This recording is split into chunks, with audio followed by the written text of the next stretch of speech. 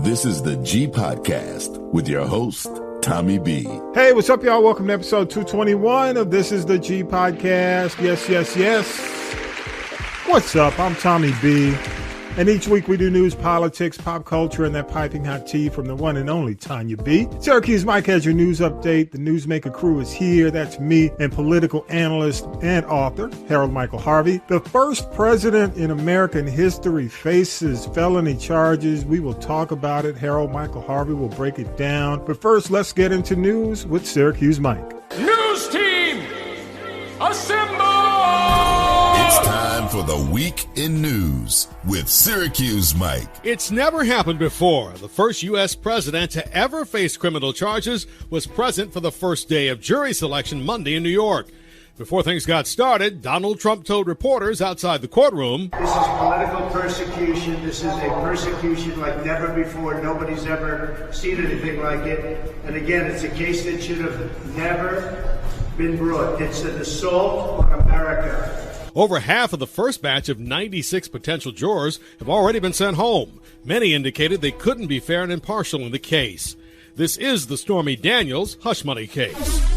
After a slow start, jury selection gained super speed Tuesday as 7 were seated in Donald Trump's New York hush money trial. The judge also warned the presumptive Republican presidential nominee about potential jury intimidation. Mr. Trump was heard mouthing some words and gesturing during the questioning of a potential juror.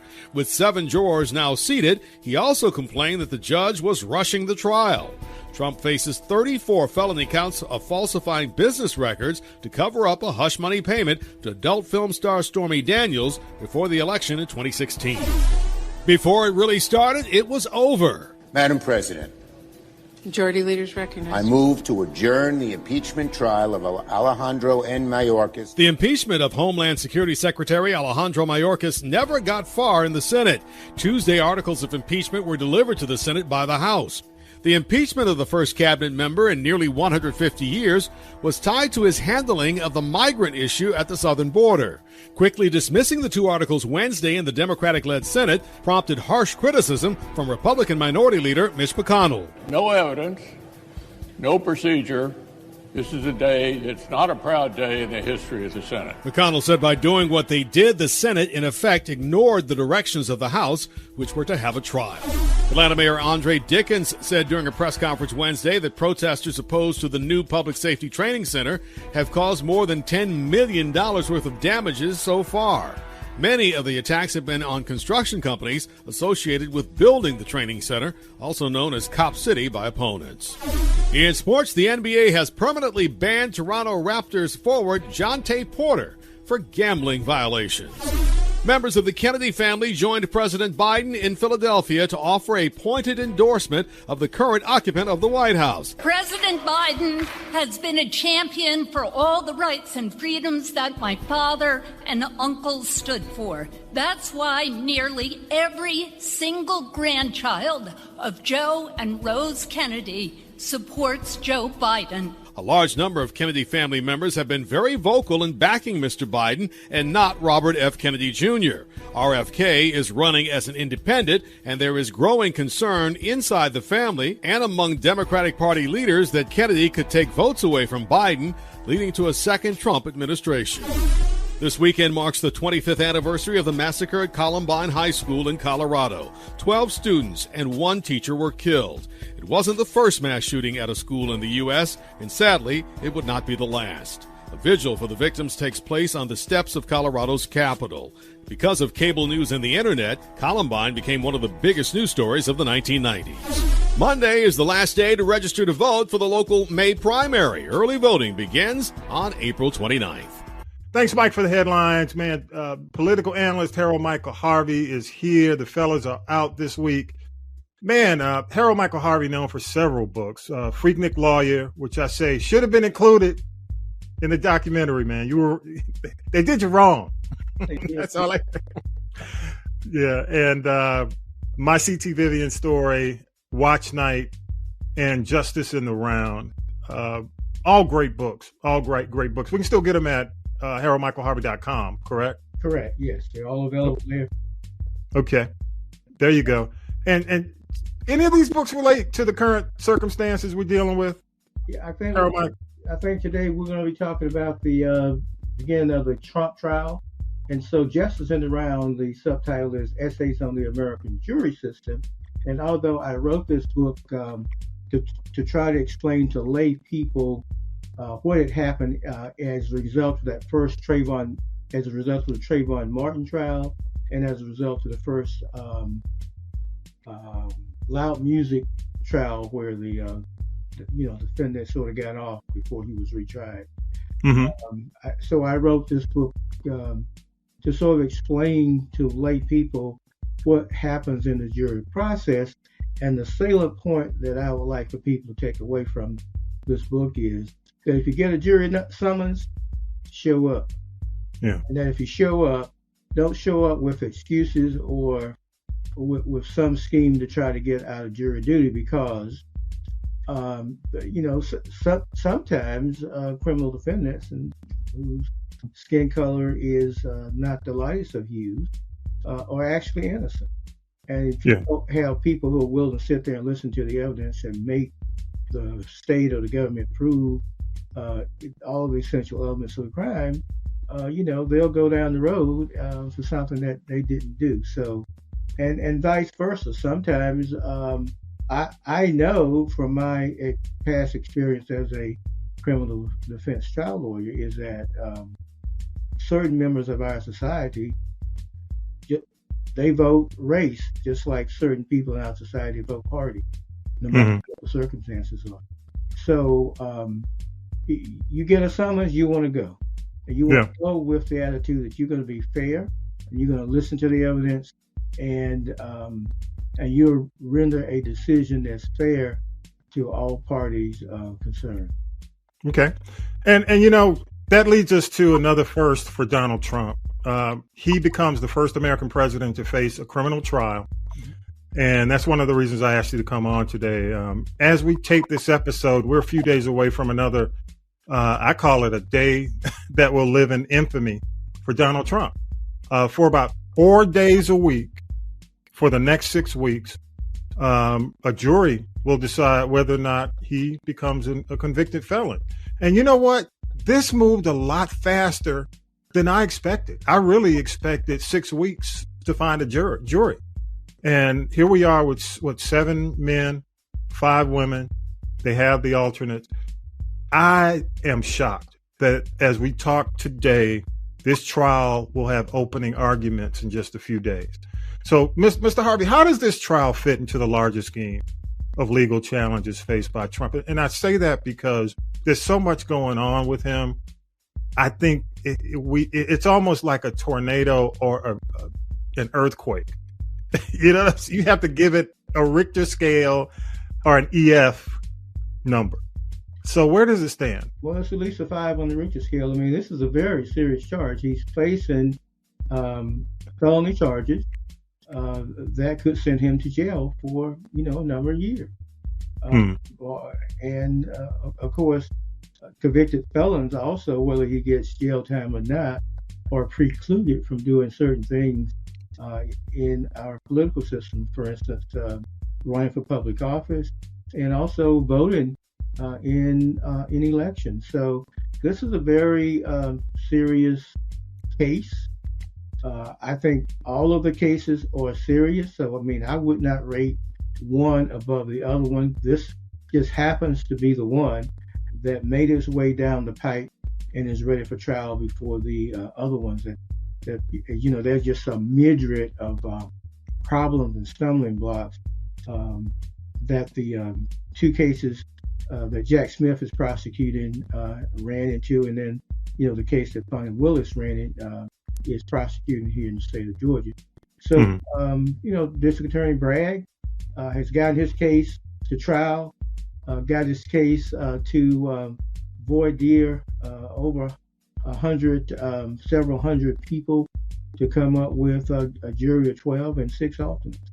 So it's surprised that it happened so quick. It just shows you what happens when you have a judge who is on top of his game and sets the tone for we're not going to let this drag out. And here's what we're going to do.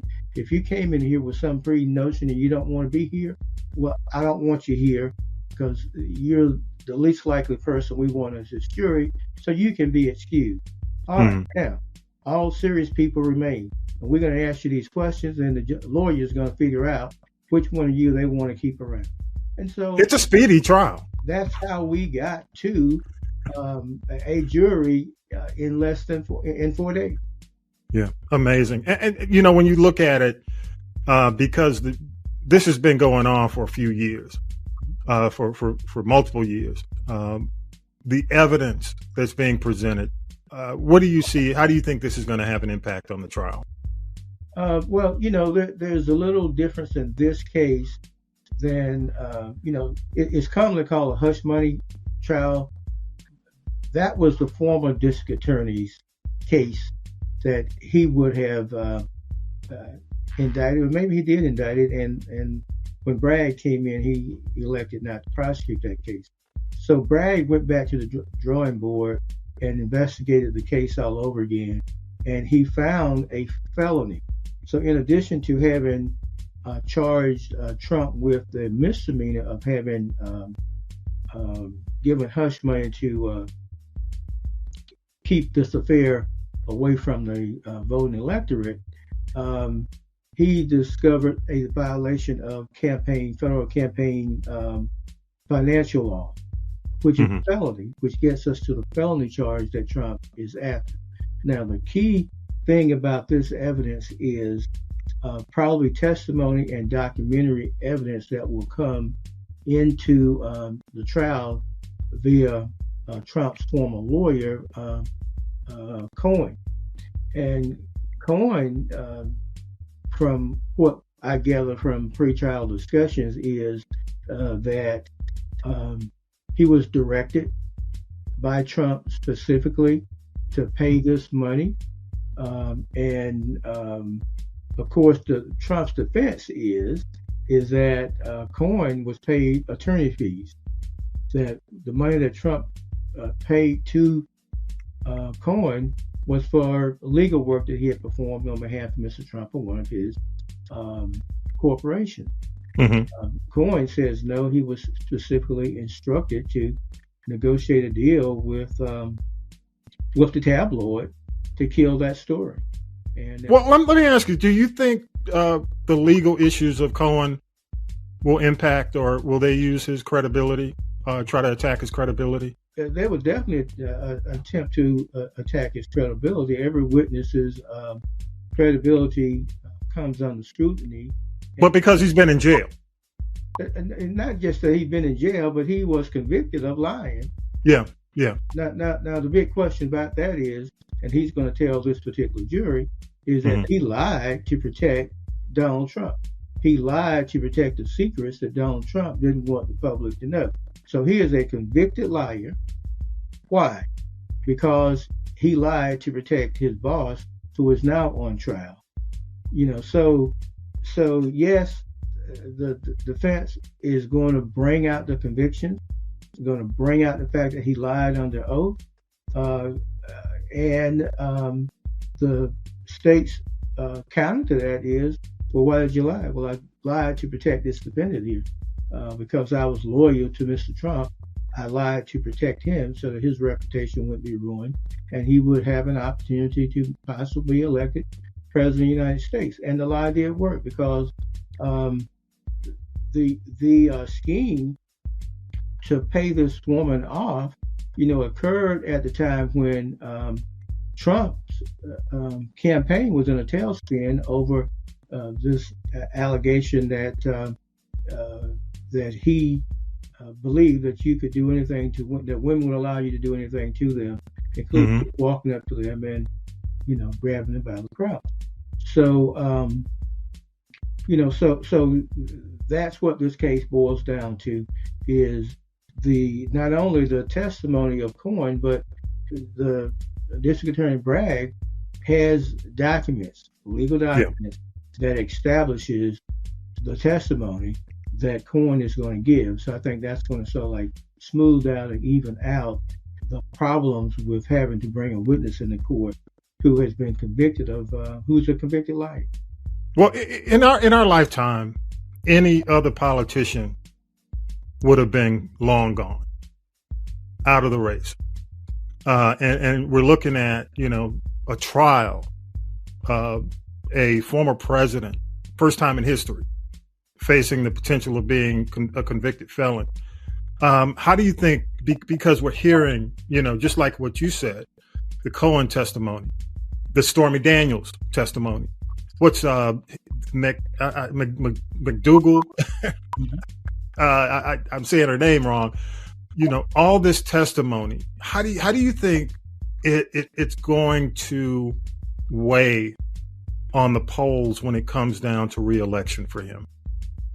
Because again, and I don't just say this. I don't say this in humor, but it's almost like the fact that Trump said when he came down that escalator, or before that I could shoot somebody in the middle of Park Avenue or wherever in New York and walk away from it. It's almost becoming true. Yeah, well, actually what he said was he could shoot somebody on Fifth Avenue and he wouldn't lose any votes. Right. And he wouldn't lose any votes. Mm-hmm.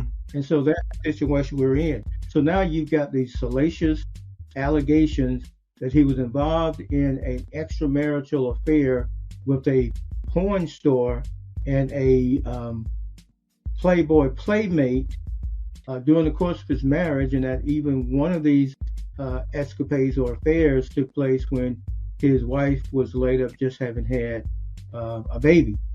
So these are very salacious allegations, and I think the fact that we are now closer to November, to the election date, people are beginning to now take to pay attention to the race and to the issues.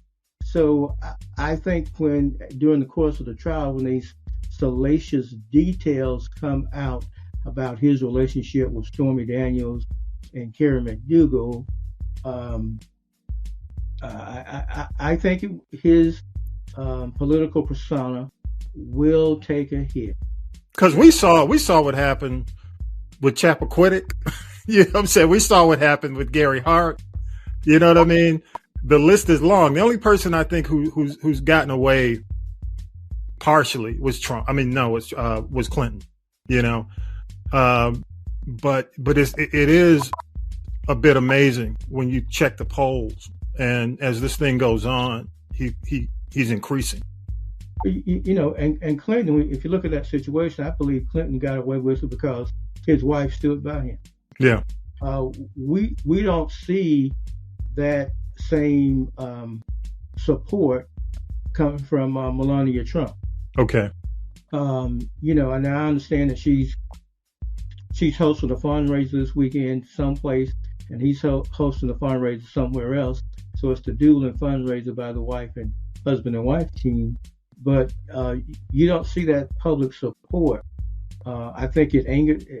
I have heard reports that it angered her, and so she's sort of been a little sullen and standoffish about it. But Hillary Clinton immediately stood behind Bill, and that was sort of like the end of the discussion. Now, where these other politicians took hits, Trump is just unusual because he is a former president. He's a powerful man. Mm-hmm. He knows people in powerful positions, and I'm still not certain that he will not find a way to wiggle his way out of the problems that he's having, out of the legal problems and cases that he's involved in. Well, let me ask you, with that said, the defense of delay, that's gone for this situation. For this case, yes. So what do you think the next strategy is going to be for his defense? Well, he's stuck. He's got to sit there and he's got to listen to the state put up their evidence, and his attorney's got to come back and try to counter that with some reasonable explanation for the former president's conduct. I'll tell you, I watched at the end of the day on Friday. Okay. And they had just finished. I forgot what they call when they're going through the list of the defendant's past issues. They went through the whole list, and he came out.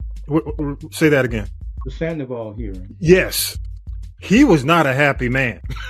He was, when he came out and addressed the press, he was pissed. And one of the pundits, one of the surrogates on I think it may have been MSNBC, said she had never seen him as shaken. He was shaken by it. So, what are your thoughts on that?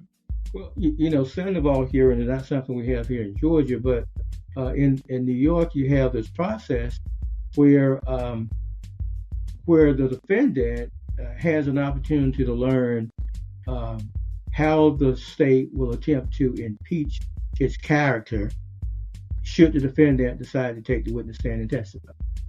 Okay, so like in Georgia, you make that decision based upon your own knowledge of what issues in the past have confronted your client. Yeah. But in New York, the state has to get there and they have to tell you, if he should take the stand, we want to go into this bad act. And of course, the court then has a balancing test and has to determine whether or not it will allow the state to go into that. Yeah. And so that's what took place Friday afternoon is he sat there and he heard all of the bad things about him that the state would introduce if he took the witness stand. Now, while he has gone out before the press and said he was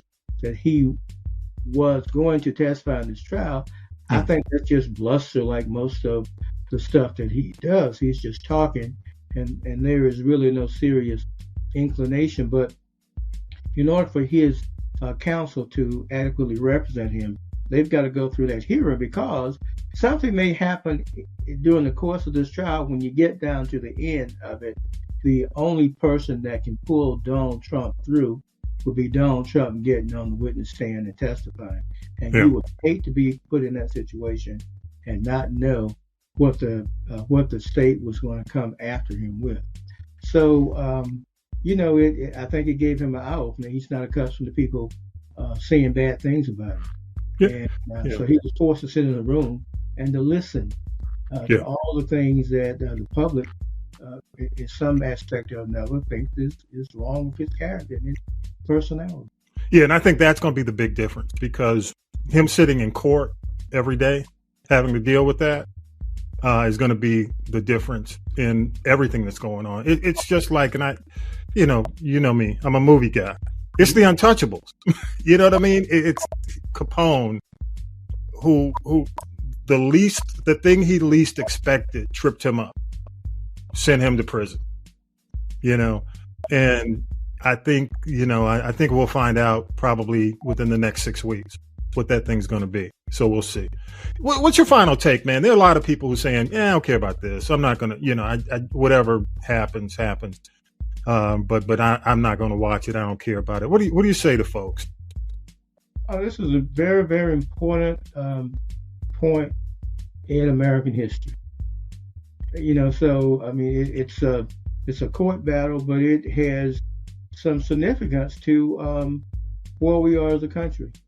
Because independent voters are going to take an assessment of what takes place in the next few weeks to make up their mind, to help them to make up their mind, at least in terms of who they will support in November for the presidency of this country. And it is this simple. What November comes down to is that if Trump wins in America, you have placed two dictatorial leaders in charge of the world, Trump and Putin. And that could be bad for the entire Western world. Yeah, good point. So this is a very crucial point in American history. I don't know if District Attorney Bragg can carry the day or not, but if he can, it will have a significant impact on what happens in November. But then, Trump is a cagey infighter. And if there is a way to weasel out of a conviction, Donald Trump is a person who can find that way to do it. Yeah. And I'll say, my only take is for the week is, we have a former president who's running for re-election facing a criminal trial. Mm-hmm. Think about that. That's the thing you have to think about. And regardless, it's interesting. You hear people, some of the pundits or sports personalities, commentators like Stephen A. on Hannity saying black people relate to Trump because of his legal issues. And it's offensive because, we know the difference. We know the difference between a Trump and, and other issues that impact people. And you said an interesting thing about people who think that way. What's your thought on that? Well, let's take a look at it. Stephen A. is a middle-class American Negro. And when Stephen A. says it and when Donald Trump says it, what they basically are saying is that the black community has a culture of criminality. That is far from the truth. Many people in my community and in communities I'm sure that you were raised and grew up in don't have any such history of criminality. And so, but there is a segment of our society who do. That forgotten black American that is living below the middle class standards. And, so there is a certain thing called, there's classism in the black community. Yes. And lower income blacks who run, who come in contact with the law more frequently because it's easy for law enforcement to get them and nab them for crimes, can sort of identify with him. And if you look at the people who they were able to get into that Chick-fil-A in Atlanta, they were not middle-class American Negroes. They fell below that middle-class standard, and they do identify with him because they are persecuted. And so when he tells the American public that he's been persecuted for these crimes, for these charges, which is untrue. He's being prosecuted. He's been prosecuted. Yeah, he's been prosecuted, not being persecuted. There's a certain that forgotten American Negro. Yeah, can identify with that because they've been left out of the system. And if there is any place in the black community where Donald Trump is beating Joe Biden, it's among the lower economic rungs in the black community. But it's no different than what you're seeing on the mainstream side as well. Would you agree or disagree on the white side? It's the same, so you get the forgotten lower rung white American is the rabid mega supporter, and that's why they're there, and because he does speak to at least his rhetoric sort of sounds. His rhetoric does, yeah, but his policy. Policy does, but his rhetoric, appears to support those people on the bottom rung. So you get poor white people who rally to him, and you get poor black people who rally to him, who saying, "Oh, he's talking about me," because that's the way I feel that the system has persecuted me. And to a large extent, they're right. They have been persecuted. And somehow in America, once we can save democracy, we've got to figure out a way to bring all Americans into the American dream. Yeah, good point. On that note, got to thank the one and only Harold Michael Harvey, political analyst, author. Thank you so much for taking the time today. And two essays you've got out there. One addresses the Freaknik situation, you not being included in the documentary, and the other, you address the Fulton County, not the Fulton County, but the Young Thug case happening in Fulton County. Quickly, tell people how they can read that. Give a quick summary in a minute of both, and just let them know where they can find them. Or you can find them at haroldmichaelharvey.com. Please go to haroldmichaelharvey.com, and you can pull up both of my recent essays, and there's a subscribe button at haroldmichaelharvey.com. If you will put your information in the subscribe button and subscribe to my newsletter, you'll get, every time I post something, they'll send you a notification in your inbox. You can pull it up and read it.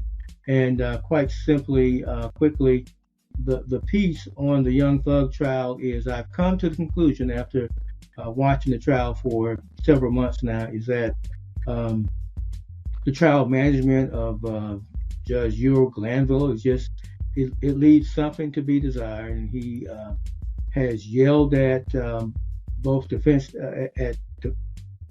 counsel and also at the prosecuting attorneys, basically because he has mismanaged his time and mismanaged the trial. And he's got jurors sitting around all day sometime, and all they get to do is stay in the jury room while the lawyers fight over whether or not a piece of evidence can come into the trial.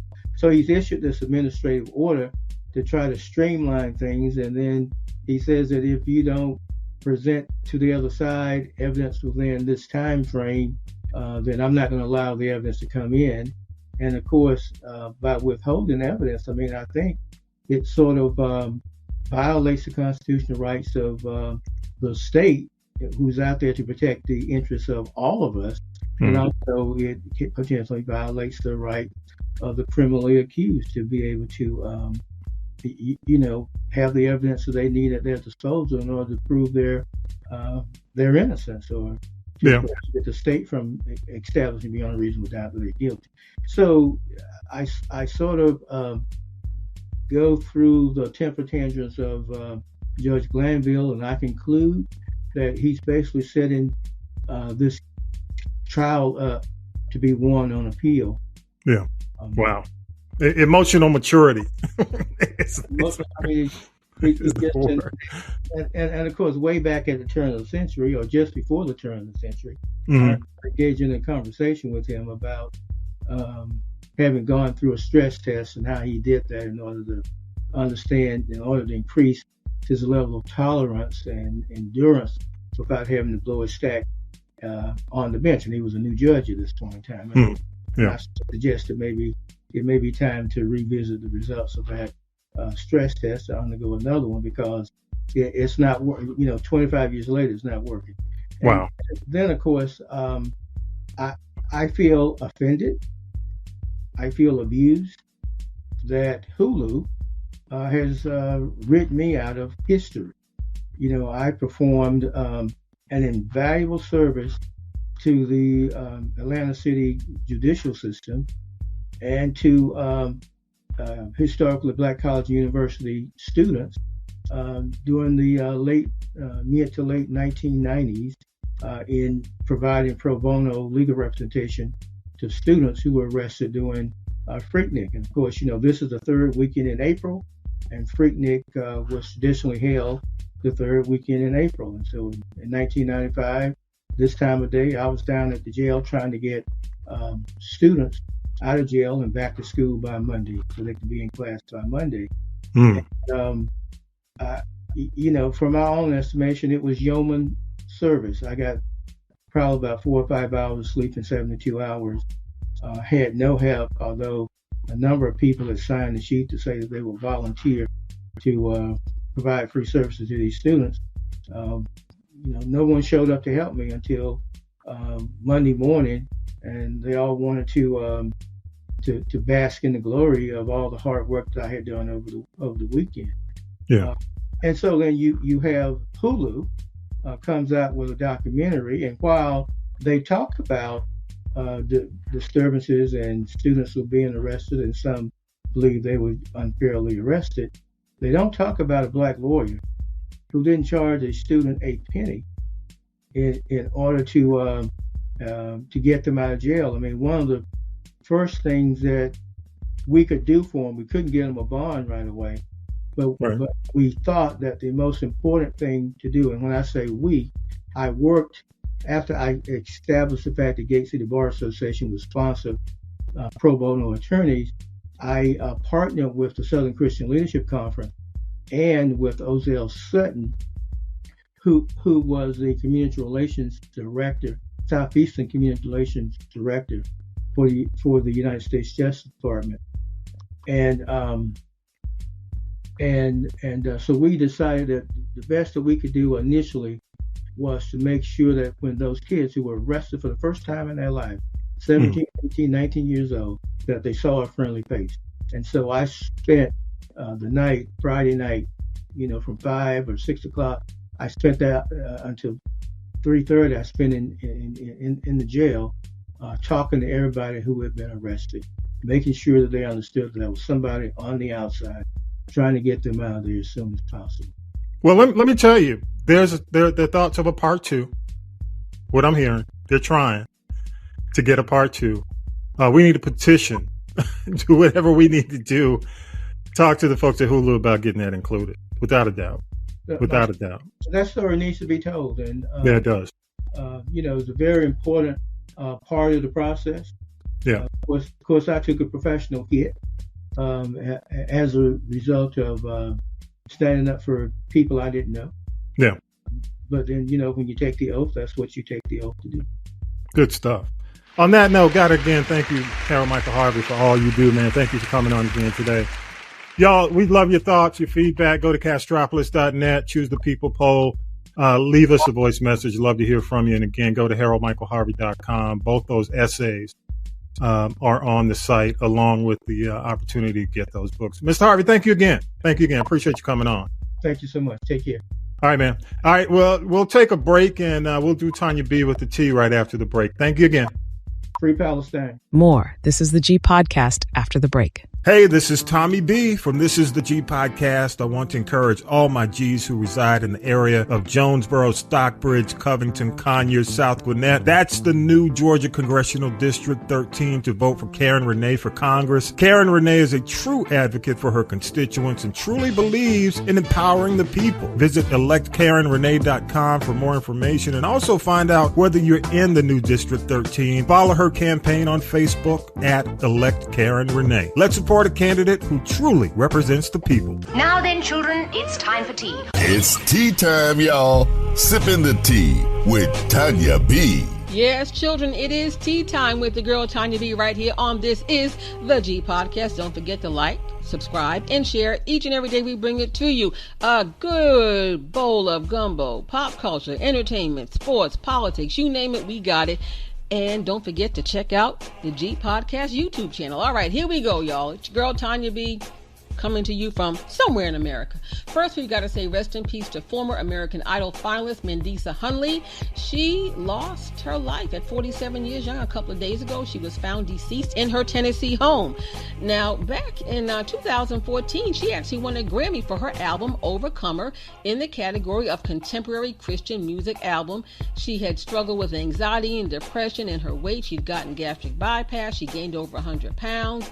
Don't know what the cause of death is, but her voice was powerful and it will be missed.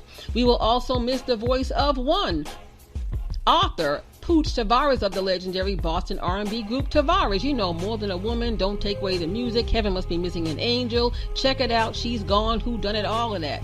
Well, he left the group after a massive stroke a couple of years ago, but then he also lost his battle with ALS. Now, last year, his brother Ralph passed away, and Chubby Tavares, the other co-lead singer of songs like Heaven Must Be Missing an Angel and things along that line, he retired from performing due to his health issues. So we only have Tiny Tavares and Pooch Tavares remaining. I hope the brother Victor will rejoin the group and don't take away the music, because Bebe Tavares had hits on hits on hits. Ashanti was pregnant. We knew it the moment everybody said, "Oh, her mama denying it. She's pregnant. She and Nelly are engaged. Wish them all the best." Nelly got to keep a gig now. He's going to go on the road with Janet Jackson as her opening act. Shout out to 50 Cent. As intelligent as he can be cuckoo for Cocoa Puffs sometime, he about his business now. He just opened up G-Unit Studios in Shreveport, Louisiana. Not too far from New Orleans, but after Tyler Perry, he is the second largest black-owned film studio in the world. I couldn't even get it out. All right, 50 Cent, 5 on it to you. Okay, in the we tired of y'all category. Again this week, Neo go back in the corner. Apparently he seems to think bigamy is okay, so move to Utah.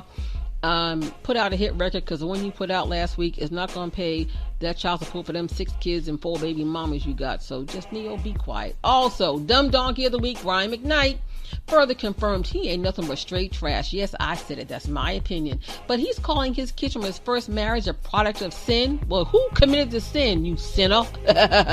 Okay, he got the lady pregnant and he married her. Now, his first 2 sons ain't checking for him anymore. And I think they're more talented than him, truth be told. He's calling them evil beings. No, Brian, you're the evil being. Go get a hit record, because you can't sell a record to save your soul. And you are just a first-class a-hole. Yes, I made it rhyme. I'm sick of you. And stay off social media. Go get some therapy. Well, I guess you know King Charles, that expensive experiment down at CNN, has gone bust. The show has been canceled. They had to pay. Gayle King got $12 million. So now she can get some more weight loss shots. And girl, please go get a new wig. Charles Barkley, go sit down. Anyway, that's all I got to say about the 2 of them. Ooh, good God, good God. Mariah Carey. She may not have given up her caviar and cocktails, but she's getting a new body courtesy of, they call it the shot, the weight loss shots, a good surgeon, and a new man. Word from the curb is that she and Lenny Kravitz are dating, but I'm telling you right now, Tommy B is not going to last. She's too high maintenance, and he said, as he worked out in those leather pants, he only bathes once a month. Ooh, the funk is getting me right now. Ooh, God. But each of them clearly has a type. But inquiring minds are wondering, is this just a stunt to get attention? Because, Mariah's going back to Vegas for a residency, and Lenny Kravitz and Mariah are both up for induction into the Rock and Roll Hall of Fame. Y'all can have that. But anyway, Tyler Perry re-up with BET, so you'll keep seeing all the Queens, Men, Sisters, and all those other shows. And Netflix, he said Madea was gonna retire and go on to glory, but that's not true, because as long as she make a coin, she gonna live on and on. Coming to Netflix later on this year, it's Madea's Destination Vacation Wedding. Maria is Madea's evil twin, so hey, you heard it here first. Okay, that's all I had to say about that. Now, I want to tell you something. We don't talk about dumb diddy, but now Kris Jenner's purse holder, aka her boyfriend Corey Gamble, is now being connected to Diddy. Did he do it? Why was Corey Gamble in Kim Porter's house when she died? Allegedly. But it explains now why the feds are looking for his mama bear, Kris Jenner. Allegedly, the feds found evidence of Corey Gamble and Kris Jenner in Puffy's house. Now, did you hear the Usher interview where Howard Stern said, would you send your kids to Camp Diddy? And he said, oh, hell no. And I don't blame him. But Puffy about to start snitching, because he said, I'm not going down by myself. And he got the free golf tapes and a whole bunch of other receipts. So that's all I got. Ain't got no more. It's your girl, Tonya B. Don't forget the Bird Wire. On demand 24/7 at Extropolis.net. You have been served up your tea for this week.